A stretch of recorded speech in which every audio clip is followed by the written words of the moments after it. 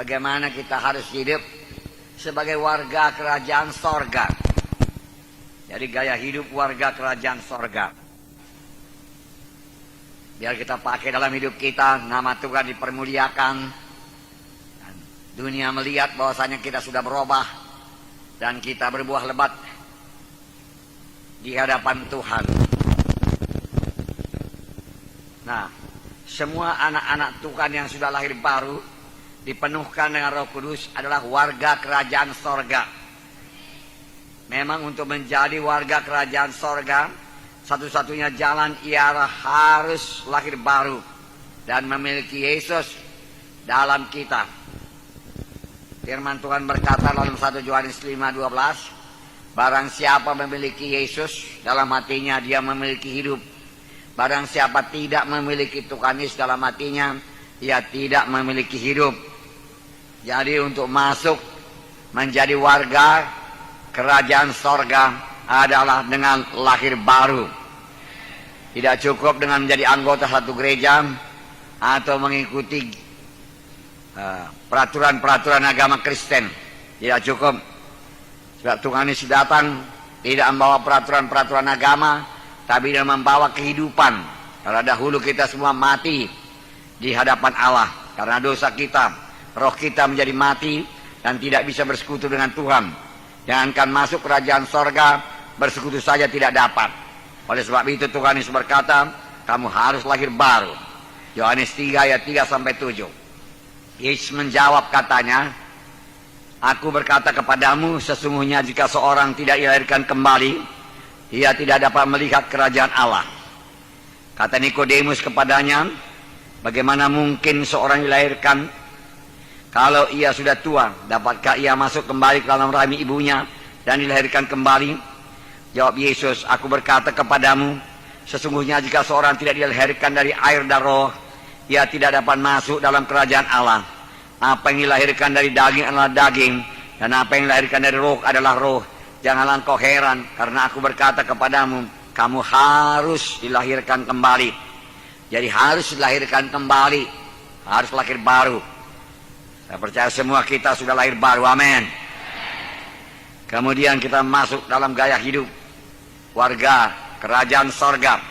Minggu yang lalu kita telah melihat bahwasanya setiap warga kerajaan sorga harus memiliki mental mujizat. Apakah itu mental mujizat? Suatu cara berpikir baru yang percaya kepada mujizat Tuhan dan mengarah dan berharap pada mujizat Tuhan. Kalau ada persoalan, kita senantiasa berharap mujizat Tuhan berlaku. Kita membuat perhitungan menurut perhitungan kerajaan sorga, bukan membuat perhitungan secara perhitungan manusia. Nanti kita lihat bahwasanya murid-murid gagal menggandakan roti karena mereka membuat perhitungan secara persediaan manusia.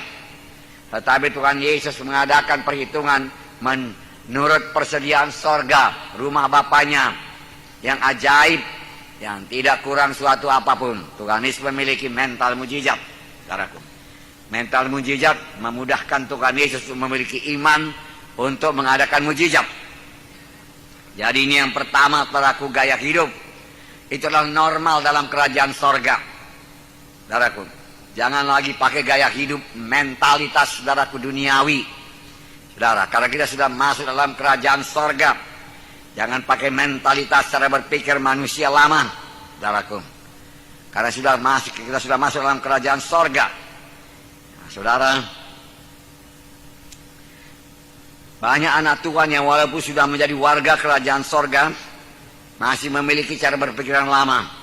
Cara berpikir dunia, selalu berhitung seturut dengan pendapat manusia, pendapat dunia, saudaraku. Kalau dunia berkata tidak bisa, dia berkata tidak bisa. Seorang anak Tuhan yang memiliki mentalitas mujizat, saudaraku, kalau dia tahu itu disuruh Tuhan, walaupun secara manusia itu mustahil, dia percaya dia bisa melaksanakannya. Dia bisa mengadakannya, saudaraku, mengadakannya. Itu sebabnya minggu yang lalu kita lihat bahwasanya mentalitas atau cara berpikir kita harus berubah. Janganlah terus memiliki mentalitas kerajaan dunia, mentalitas manusia lama. saudaraku. Mentalitas, saudaraku, yang gagal untuk menerima mujizat Tuhan. Karena untuk menerima mujizat Tuhan, Tuhan berkata, sama sebagaimana imanmu jadi padamu. Hari Minggu yang lalu kita melihat Tuhan berkata, janganlah kamu menjadi serupa dengan dunia ini. Dalam cara berpikir, cara berkata-kata kemudian. Saudaraku, dan perbuatan kita juga tentunya. Tindakan kita, saudaraku. Tapi berubahlah oleh pembaharuan hatimu, pembaharuan budimu, pembaharuan pikiranmu, baharui pikiran dengan firman Tuhan. Cara berpikir menurut firman Tuhan.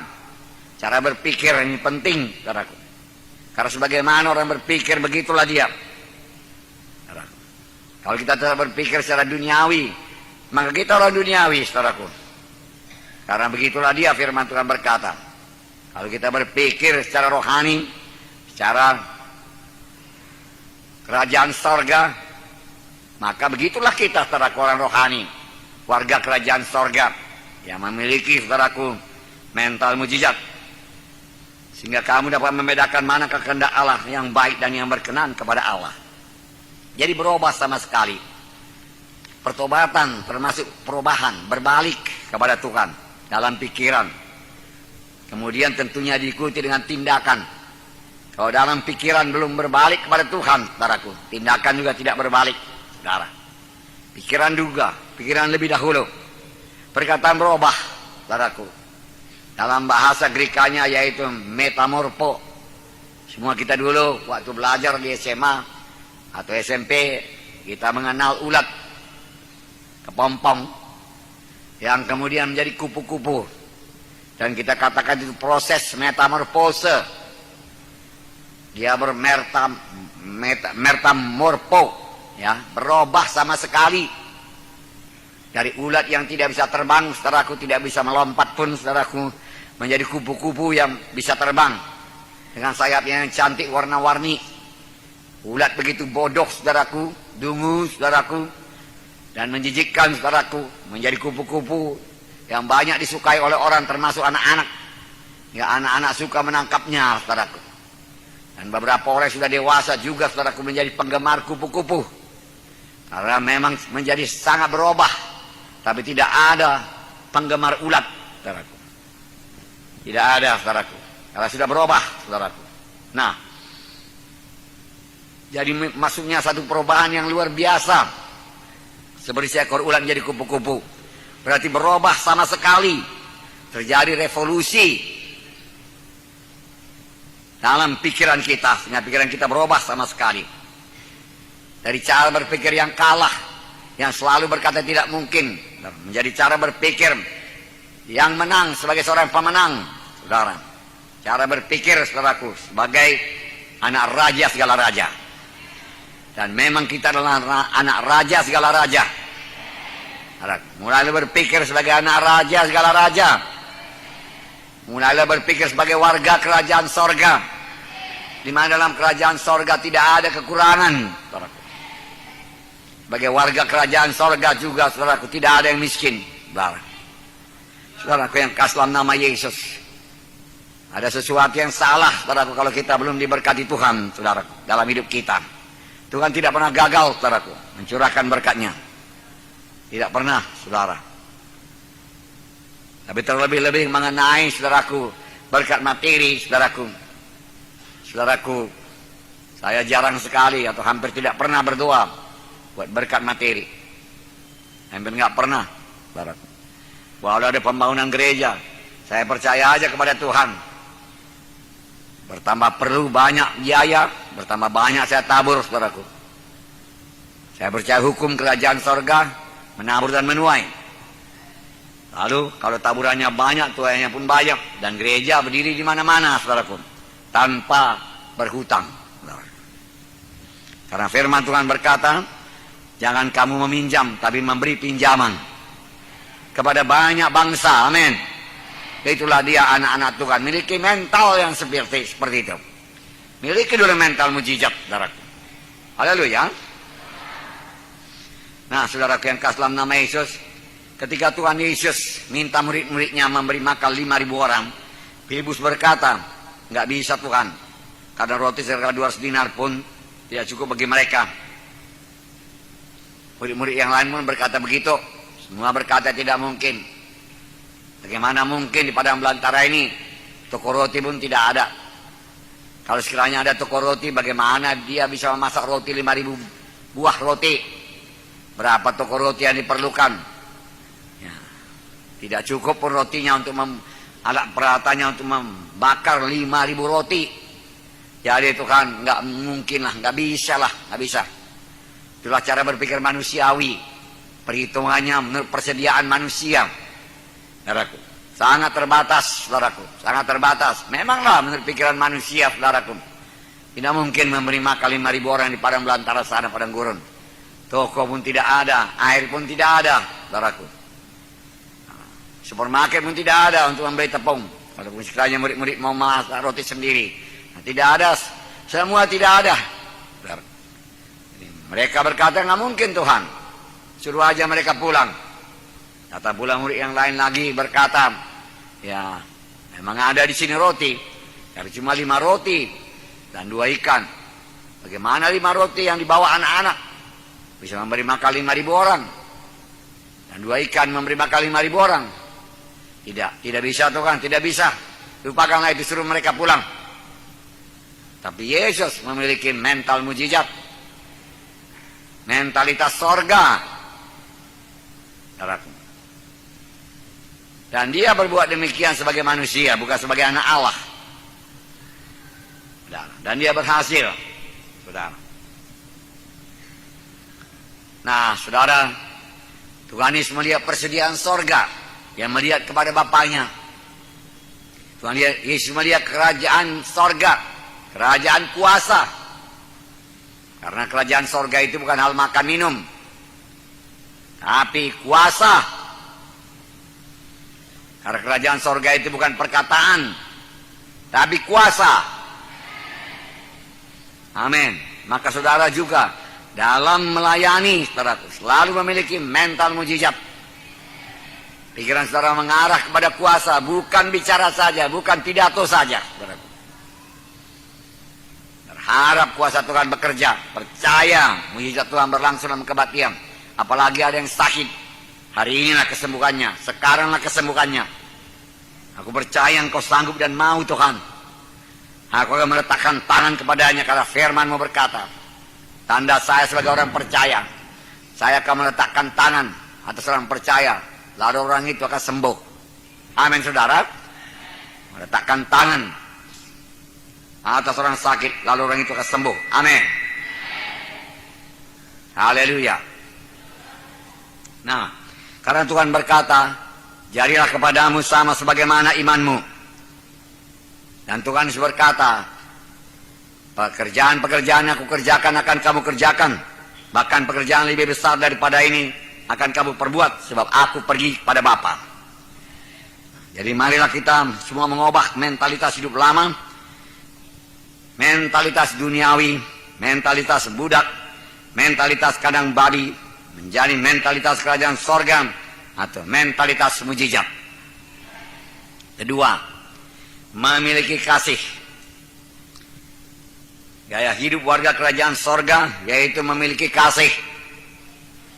Matius 22, 34-40. Matius 22, ayat 34-40. Coba buka Alkitab saudara, dan baca bersama-sama. Matius 22, ayat 34-40. Dapat saudara?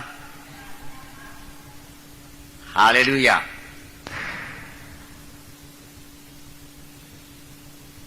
Haleluya.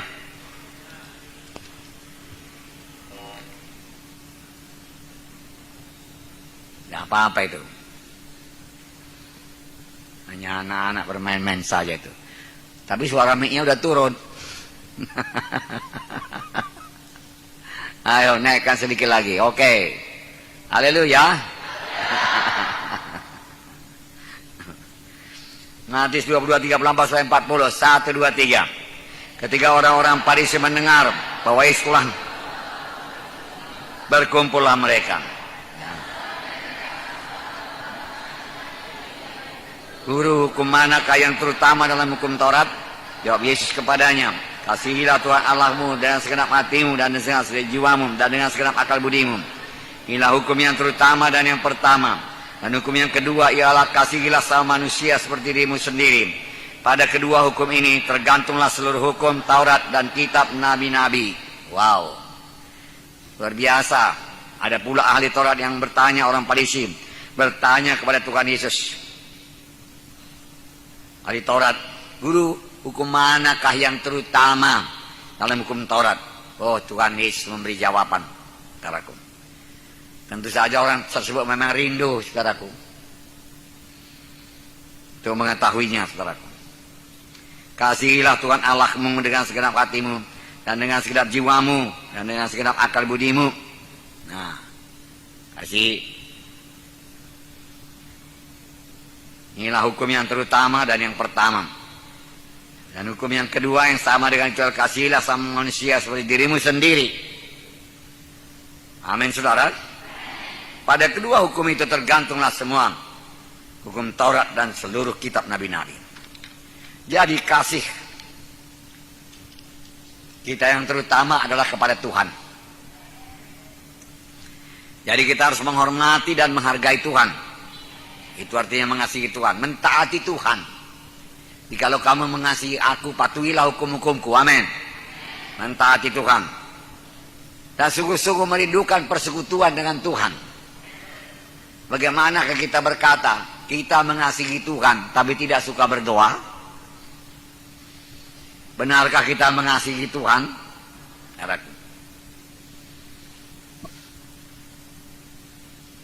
Aneh sekali kalau saudara mengasihi pacar saudara, tapi saudara tidak mau bertemu.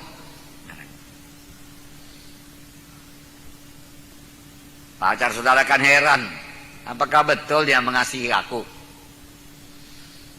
Jadi kalau betul mengasihi Tuhan dengan segenap hati, jiwa, dan roh, saudara, itulah yang terutama, sasaran kasih kita. Karena kasih kita jangan pula kasih kepada orang lain, kepada diri sendiri. Memikirkan diri sendiri, mementingkan diri sendiri. Padahal kasih itu harus kepada Tuhan, saudara. Terutama kepada Tuhan. Dan suka bersekutu dengan Tuhan. Selama kita di dunia ini, rindu kepada Tuhan.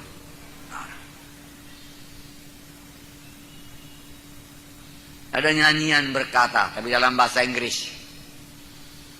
Dia katakan, kalau aku sampai ke sorga, aku akan bertemu dengan Abraham, dengan Ishak, dengan Yakub. Sungguh satu pertemuan yang luar biasa. Boleh berkata-kata dengan dia. Dan melihat Bapa orang percaya. Aku memang rindu bertemu dengan Abraham, Ishak, Yakub. Tapi yang paling kurindukan ialah bertemu dengan Yesus sendiri. Nyanyian berkata lagi, kalau aku sampai ke sorga, aku bertemu dengan Musa, Elia, Elisa, orang-orang beriman luar biasa, dipakai Tuhan luar biasa, sungguh menggemarkan, sungguh menggembirakan. Tetapi yang paling penting, aku perlu bertemu dengan Yesus. Yesus yang terutama. Sorga tidak berguna bagi kita kalau tidak ada Yesus di sana. Jalan emas, saudaraku, tidak akan bisa memikat hati kita barang satu hari pun, saudaraku. Dan itu akan membosankan tanpa Yesus. Tapi dengan Yesus di sana, dengan mahkotanya, saudaraku, lemah lembut sebagai anak domba Allah, mengasihi saudara, segalanya menjadi hidup. Dan tahun demi tahun, saudaraku, puluhan tahun demi puluhan tahun, ratusan tahun demi ratusan tahun, sampai ribuan tahun, saudaraku, rasanya seperti satu hari saja, karena ada Yesus di sana, saudaraku. Tuhan Yesus yang terindah, Nah, kalau Tuhan Yesus yang terindah, mengapa dia tidak rindah mulai sekarang? Berapa lama lagi saudara ke sorga? Adakah 50 tahun lagi? 50 tahun waktu yang singkat. Saya masih ingat, saudaraku, apa yang terjadi setengah abad yang lalu. Di mana saya setengah abad yang lalu. Singkat saja.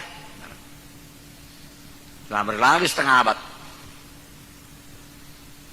Saudara, kasih Yesus yang terutama. Yang kedua yaitu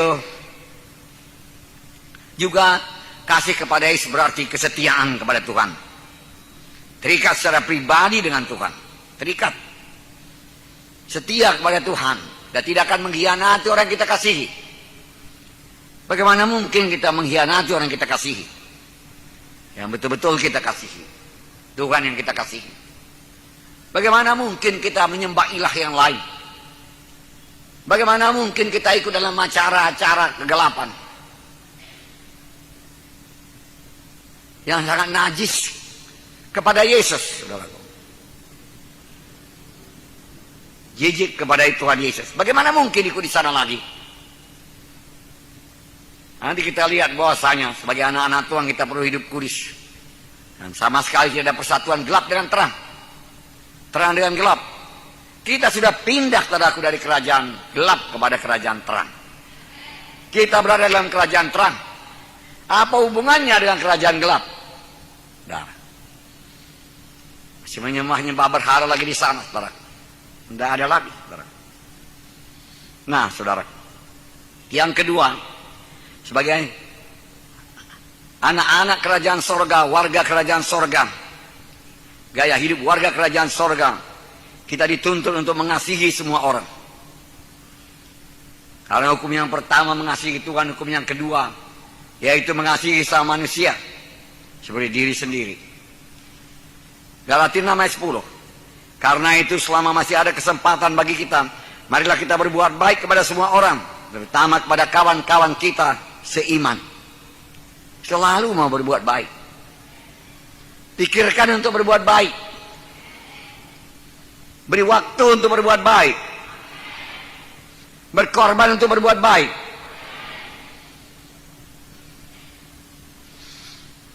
Berkorban untuk menolong. Haleluya. Ini gaya hidup kerajaan sorga. Berkorban untuk menolong. Termasuk mengasihi orang yang memusuhi kita. Matius 5, 43, 46. Kamu sudah mendengar firman, kasihilah sama manusia dan bencilah musuhmu. Ini perjanjian lama. Tetapi aku berkata kepadamu, Tuhan Yesus berkata, kasihilah musuhmu. Berdoalah bagi mereka yang menganiaya kamu. Jadi musuh pun harus dikasihi. Haleluya. Inilah kasih terhadap sama manusia. Karena dengan demikian kamu menjadi anak-anak Bapamu yang di sorga. Anak-anak warga kerajaan sorga. Yang menerbitkan matahari bagi orang yang jahat dan orang baik. Dan menurunkan hujan bagi orang yang benar dan orang yang tidak benar. Apabila kamu mengasihi orang yang mengasihi kamu, apakah upahmu? Bukankah pemungut cukai juga berbuat demikian? Tapi satu perkara, dalam mengasihi sama manusia, mengasihi semua orang, kita harus menjaga dan tidak boleh kompromi mengenai kekudusan kita sebagai anak-anak Tuhan. Kemudian kita sebagai anak-anak Tuhan, dan kita tetap berpegang kepada standar hidup sebagai anak-anak Tuhan. Dan pula aku mengasihi family-familyku di kampung, karena dia belum selamat. Maka supaya aku dapat bersaksi kepadanya, biarlah aku ikuti dulu upacara adatnya. Ya ada itu, saudaraku. Itu sudah kompromi. Itu tertipu, saudaraku. Tuhan harus nomor satu. Amin. Dalam mengasihi sama manusia, kita harus mengampuni orang yang bersalah kepada kita. Dalam doa Bapa kami yang diajarkan Tuhan, kita mengatakan, dan ampunilah akan kesalahan kami, seperti kami juga mengampuni orang yang bersalah kepada kami. Jadi apabila kita tidak mengampuni orang yang bersalah kepada kita, maka dosa kita juga tidak akan diampuni Tuhan, sehingga kita lucut daripada keselamatan. Walaupun keselamatan dari Tuhan dan diberikan Tuhan dengan cuma-cuma, keselamatan tersebut dapat hilang karena kita tetap menyimpan dendam dan kemarahan dan tidak bersedia mengampuni orang lain. Haleluya. Tetap menyimpan kemarahan, tetap menyimpan dendam, dan tidak mengampuni orang lain. Tuhan Yesus memberikan satu perumpamaan yang sangat keras mengenai pengampunan. Matius 18, 21 sampai 35. Buka Alkitab saudara. Matius 18 ayat 21 sampai 35. Dapat? Oke. Mari kita baca. Ayat 21. Kemudian datanglah Petrus dan berkata kepada Yesus, Tuhan, sampai berapa kali aku harus mengampuni saudaraku jika ia berbuat dosa terhadap aku? Sampai 7 kali? Yesus berkata kepadanya, bukan, aku berkata kepadamu bukan sampai 7 kali, melainkan sampai 70 kali 7 kali. Sebab hal kerajaan sorga seumpama seorang raja yang hendak mengadakan perhitungan dengan hamba-hambanya. Setelah ia mulai mengadakan perhitungan itu, dihadapkanlah kepadanya seorang yang berhutang 10.000 talenta. Tetapi karena orang itu tidak mampu melunaskan hutangnya, raja itu memerintahkan supaya dijual beserta anak istrinya dan segala miliknya untuk membayar hutangnya. Maka sujudlah hamba itu menyembah dia, katanya, sabarlah dahulu, segala hutangku akan kulunaskan. Lalu tergeraklah hati raja itu oleh belas kasihan akan hamba itu, sehingga ia membebaskan dan menghapuskan hutangnya. Tetapi ketika hamba itu keluar, dia bertemu dengan seorang hamba lain yang berhutang 100 dinar kepadanya. Ia menangkap dan cekik kawannya itu, katanya, bayar hutangmu. Maka sujudlah kawannya itu dan memohon kepadanya, sabarlah dahulu, hutangku itu akan kulunaskan. Tetapi ia menolak dan menyerahkan kawannya itu ke dalam penjara sampai lunaskannya hutangnya. Melihat itu kawan-kawannya yang lain sangat sedih, lalu menyampaikan segala hal itu kepada tuan mereka. Raja itu menyuruh memanggil orang itu dan berkata kepadanya, hai hamba yang jahat, seluruh hutangmu sudah kuhapuskan karena engkau mengohonkannya kepadaku. Bukankah engkau pun harus mengasihi kawanmu seperti aku telah mengasihi engkau? Maka marah tuannya itu, dan ia menyerahkannya kepada algojo-algojo sampai ia melunaskan seluruh hutangnya.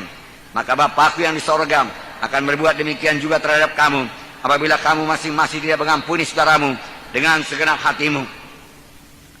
Saudaraku, berhutang 10.000 talenta dibandingkan dengan berhutang 100 dinar. Pada zaman Tuhan Yesus, 1 dinar itu adalah upah kerja 1 hari. 1 hari bekerja, upahnya 1 dinar. 1 hari panas dengan bekerja di panas terik kebun anggur 1 dinar. Jadi saudaraku, 100 dinar adalah upah kerja 100 hari. Ya. Tetapi 1 talenta itu adalah 6.000 dinar.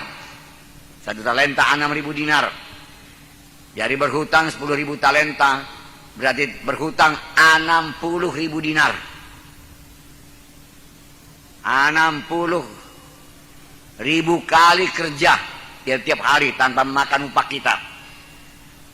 60.000. Dan itu menuntut umur kita nggak cukup 60.000 hari, saudara. Saudaraku, 60 juta hari nggak ada, saudara. Nggak ada umur manusia 60 juta hari. Jadi memang tidak bisa dibayar, saudaraku. Itu sebabnya, saudaraku, anak Allah turun ke dunia ini membayar hutang dosa kita, karena semua kita sudah berdosa. Dan dia dijadikan dosa, dan dia dijadikan sakit karena dia berbilur-bilur. Tapi sakitnya itu bukan penyakitnya, penyakit saya, penyakit saudara ditimpakan pada Yesus. Kenapa saya sakit? Kenapa saudara sakit? Karena kita berdosa kepada Tuhan. Penyakit bukan daripada Tuhan. Tuhan Yesus nggak pernah berdosa, maka nggak pernah sakit. Tuhan Yesus taat senantiasa kepada Bapaknya, mendengar apa yang dikatakan Bapaknya, melaksanakan apa yang disuruh Bapaknya. Berkata-kata dari apa yang dengar daripada Bapa, senantiasa taat sampai kepada matinya. Taat, maka dia tidak bisa dijamah dosa, tidak ada dosa dan tidak ada penyakit.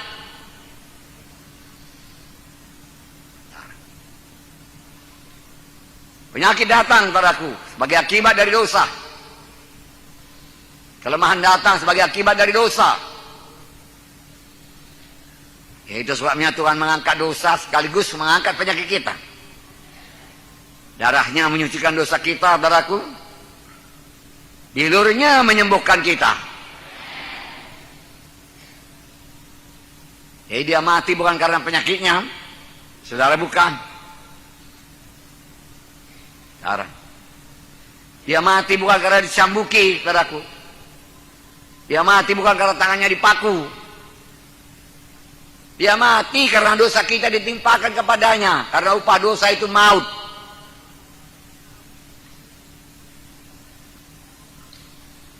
Supaya kita hidup dan menjadi warga kerajaan sorga. Jadi ada pergantian, ada substitusi. Begitulah besarnya para hutang kita yang dibayar oleh Tuhan Yesus. Nggak akan bisa kita membayarnya. Kejujuran kita yang luar biasa sekalipun tidak akan bisa menebus kita yang sudah jatuh mati dalam dosa. Nggak bisa.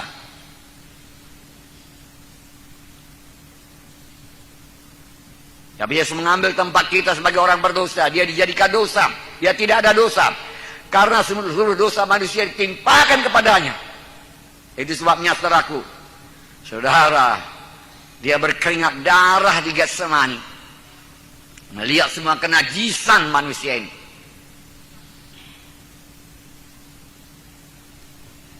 Sukakah saudara melihat darah? Banyak orang pingsan melihat darah. Darah manusia. Darah. Tapi Yesus di Getsemani melihat darah. Darah dosa. Pembunuh. Darah mengalir.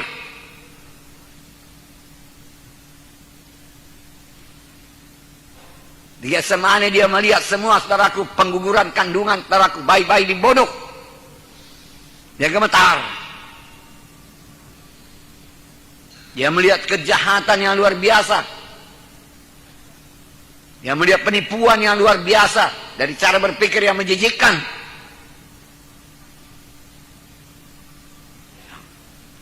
Dia melihat penyembahan berhala. Terang-terangan menentang Tuhan. Dia harus mengampuni semuanya. Tetapi supaya mereka dapat ampun, harus ada pencurahan darah orang yang tidak pernah berdosa.